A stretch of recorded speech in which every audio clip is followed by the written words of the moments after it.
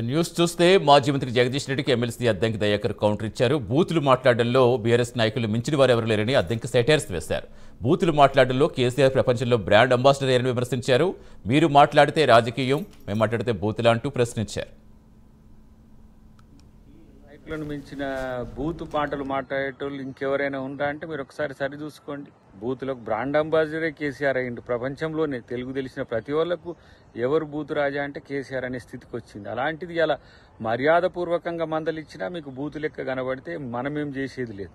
కానీ ఈరోజు ఉమ్మడి నల్గొండ జిల్లాకు సంబంధించిన అంశంలో రేవంత్ రెడ్డి గారి సమగ్ర ప్రణాళిక ఒకసారి చూసి తెలుసుకొని మాట్లాడండి. కాబట్టి కేవలం రాజకీయ విమర్శల కోసం విమర్శ చేసి దాని ద్వారా నేనేదో లబ్ధి పొందాలనుకుంటే ఇంతకంటే ఎక్కువ లబ్ధి నల్గొండకు మీరు చెయ్యలేరని కూడా తెలిసిపోయాయి. మంత్రిగా 9 సంవత్సరాలు మీరు ఎలగబెట్టిన రోజుల్లోనే నల్గొండకి ఏం జరిగిందనేది నల్గొండ ప్రజలే కాదు, సూర్యాపేట ప్రజలే చెప్తారు. కాబట్టి ఇలా కేవలం కాంగ్రెస్ ప్రభుత్వాన్ని విమర్శల కొరకు చేసే కేసీఆర్ నుంచి మొదలు పెడితే మీ వరకు కూడా మిమ్మల్ని ప్రజలు పట్టించుకోరనే విషయం గుర్తుపెట్టుకుంటే మంచిదని వారికి తెలియజేస్తున్నా. ఇలా